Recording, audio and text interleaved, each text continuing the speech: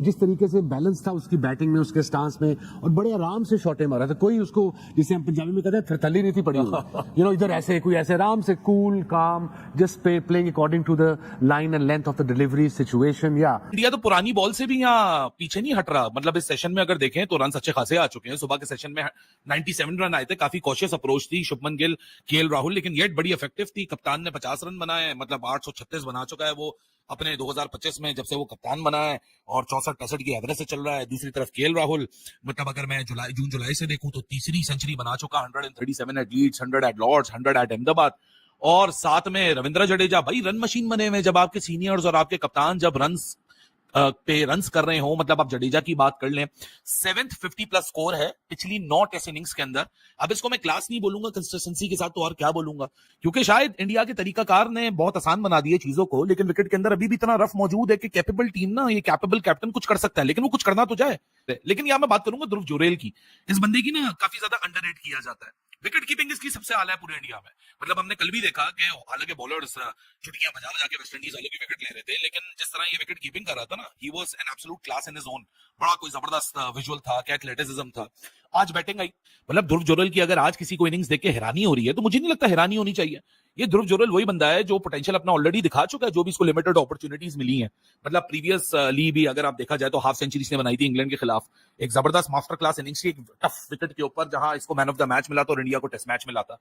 Injury replacement से ज्यादा ये बंदा मुझे लगता है आगे चल के डिजर्व करता है, क्योंकि अगर आज की इनिंग्स भी आप देखो, कट ये बंदा करता है, पुल ये बंदा करता है, ड्राइव्स ये बंदा मारता है, पंचेस ऑन द बैकफुट इस बंदे के पास से आपको दिखते हैं, सॉलिड डिफेंस है, विकेट कीपिंग तो एब्सोल्युटली एक एक्सीलेंट और एक्सीलेंस क्लास में आती है।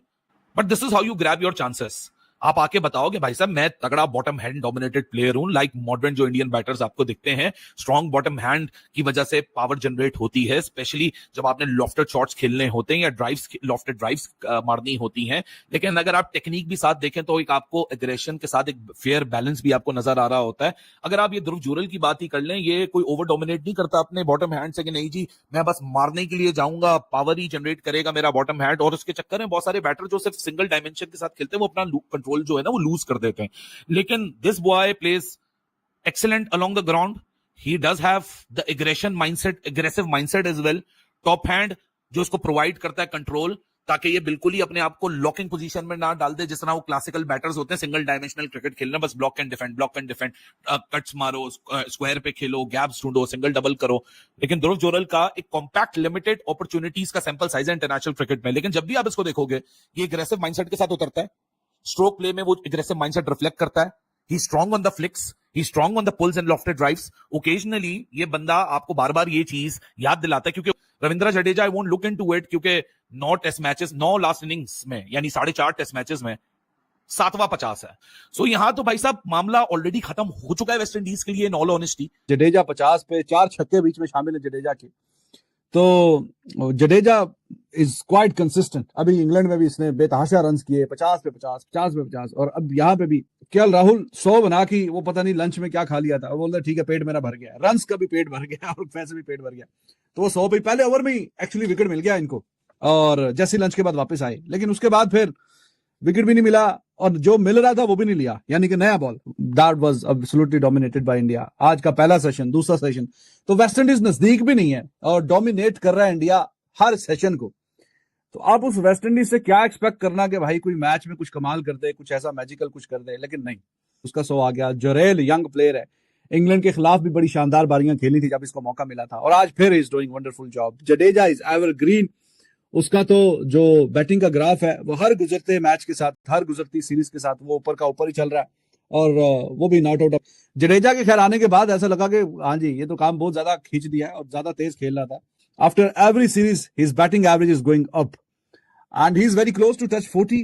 दैट वुड बी अमेजिंग कि एक बंदा जो कि ऑलराउंडर के तौर पे खेल रहा है उसकी टेस्ट की एवरेज 40 की हो जाएगी। तो अब देखिए आजकल जो इंडिया जो बैटिंग कर रहा है, ऐसा नहीं है कि सारे के सारे जिनकी एवरेज 50 ही की है, जितने भी खेल रहे हैं, तो majority of them they are in 30s। और ये देखिए एक ऑलराउंडर है आके, और ऑलराउंडर जिस तरीके की परफॉर्मेंस दिखा के जा रहा है, और मैच आफ्टर मैच यही परफॉर्मेंस है इसकी। जो केएल राहुल थे और जायसवाल थे, दो बल्लेबाज जायसवाल और केएल राहुल आए हैं, उन्होंने अपने डिसिप्लिन से, अपनी इंटेंसिटी से और अपने कैरेक्टर से, और जो उनकी फीट मूवमेंट थी उससे उन्होंने एक धचका दिया और खूबसूरत बैटिंग करके ओपनिंग पार्टनरशिप्स रही दोनों के अंदर और जबरदस्त क्रिकेट खेले हैं। केएल राहुल देखिए बहुत ज्यादा अंडर द पंप रहे हैं पीछे, बिल्कुल भी आसान नहीं होता। अगर आप केएल राहुल के शूज में हो तो आपको थोड़ा सा आइडिया होगा कि चीजें कितनी मुश्किल है। आप ये देखिए कि कभी आप उसको ओपनर बना देते हैं, कभी वो मिडिल ऑर्डर बन जाता है, फिर वो जो है ना वन डाउन प्लेयर बन जाते हैं और दोबारा से आप ओपनर, तो फिर कभी आप कप्तान भी बना देते हैं, तो कभी विकेट कीपर बना देते हैं, लेकिन वो बच्चा अड़ा हुआ है और इसलिए हम उसको ये तो क्रेडिट देना चाहते हैं इस इनिंग का। अगेन टेक्निकली सॉलिड नजर आए। पीछे हमने देखा है कि जब केएल राहुल अच्छी फॉर्म में नहीं होते तो उनकी क्लैरिटी नहीं होती है, उनके फीट मूवमेंट्स उस तरह काम नहीं करते हैं, उनकी पोजीशन लेट हो जाती है जिसकी वजह से वो बॉल के पीछे जाते हैं इस इनिंग के अंदर। और उनका भी वही साइडवेज रहे थ्रू आउट द इनिंग, खुले नहीं, इसी वजह से जो बीट भी हुए, वो जो बॉल जब आप खुलते नहीं अच्छी टेक्निक से खेल रहे होते हैं तो वो बॉल खुद ब खुद ही निकल जाते हैं, लेकिन जब आप खुल जाते हैं साइडवेज नहीं रहते, बल्ला आपका बाहर निकलता है, तब पोक लगता है और आप जो है ना टेस्ट क्रिकेट के अंदर चलते बनते हैं। लेकिन राहुल बहुत मुश्किल इनिंग थी, जबरदस्त बॉलिंग अटैक के सामने उन्होंने बेबस किया है उनकी बॉलिंग को और हर बॉल का जवाब मौजूद था उनके पास। उन्होंने ड्राइव्स जो उनकी स्ट्रेंथ है जबरदस्त मारी, कट शॉट्स बहुत अच्छे खेले, स्ट्रेट ड्राइव्स चेक किए, अच्छा शॉर्ट बॉल पे भी उन्होंने पुल मारे, तो ऑल इन ऑल जवाब नजर नहीं आया। लेकिन जब इंडिया की बैटिंग स्टार्ट हुई, इसमें कोई शक नहीं है, जायसवाल ने और के राहुल ने जितनी सेंसिबल, जितनी मतलब यानी उनका पूरा एक उन्होंने जोर लगाया कि नए बॉल पे विकेट नहीं देनी, पूरी एफर्ट मारनी है किसी तरीके से नए बॉल को किल करे, क्योंकि नया बॉल ऐसा ही है, यही तंग कर सकता है। अब आप ये देखें कि दोनों बड़ा जबरदस्त खेल रहे हैं। इंडिया के बैट्समैन खेले तो बहुत अच्छा है, अब देखना ये है कि आगे चल के क्या होता है, क्योंकि इंडिया के प्लेयर को तो बैटिंग लाइनअप को जल्दी तो है ही नहीं, उनको बिल्कुल जल्दी नहीं, इतना दिन है, बहुत मैच बाकी है, बहुत दिन बाकी है, तो खेले आराम से, लंबी बारी करें, अगर करते हैं अपने 100 करें, जो कर सकते हैं, अगर विकेट ऐसे ही चलता रहा तो। लेकिन बैटिंग से अगर किसी को मोहब्बत है ना, इंडियन टीम में वो दो ही हैं, गिल और राहुल। केएल राहुल ना, मुझे पता है क्या लगने लगा है वासिफ भाई, मुझे केएल राहुल लगने लगा है कोहली के जाने के बाद ना उसके अंदर का स्टार आ रहा है, कोहली के जाने के बाद वो। अच्छा, जो आप अभी बात कर रहे हैं ना राहुल की, यार राहुल आज पता है जब ओवर्स के दरमियान बात कर रहा था तो मुझे ऐसा लगा शायद विराट कोहली बात कर रहा है, जसवाल को जैसे समझा रहा है ना कि यूं नहीं ऐसे ऐसे, तो मुझे विराट की याद आई कि यार द वे ऑफ टॉक।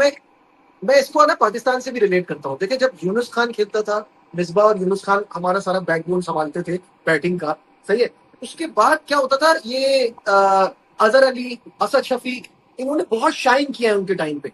जब यूनुस खान चले गए उसके बाद ये वो वाला रोल नहीं ले पाए जो इस वक्त केएल राहुल ले रहा है कोहली के जाने के बाद। ये कि एट विल उस बंदे ने अपने आखिरी फेज में एट विल 100 किया है, जब दिल किया परफॉर्म किया है। ये विराट ने ना, देखो विराट को भी मिला, जैसे सनी भाई ने दिया सचिन को, सचिन से रोहित, विराट, गंगुली वगैरह सब, अजहर भाई बीच में राहुल कितनी बड़ी इंस्पिरेशन था इनके लिए। हाँ, और अब राहुल वो वाला काम कर रहा है।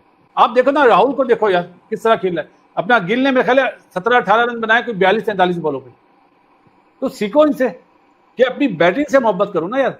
तो अभी KL Rahul looks in very good nick, और देख के उसको खेलते हुए देख के, अभी मुझे आप गिल की बात कर रहे थे ना, मुझे मजा सिर्फ केएल राहुल को देख कर आया इस पूरे मैच में। केएल राहुल के अच्छा एक लीन पैच केएल राहुल का आया, ये इंजरी से वापस आए, ये नहीं कर सके, उसके बाद फिर इंजर्ड हो गए, फिर गायब हो गए टीम से, फिर वापस आए, मगर फेलियर्स आते रहे, कप्तान खिलाता रहा। आपको नजर आ रहा था कि नहीं यार प्लेयर बहुत अच्छा है, इसने रन किए, ठीक है, बीच में एक बैट पे चल रहा है, लेकिन ये दोबारा कमबैक कर जाएगा।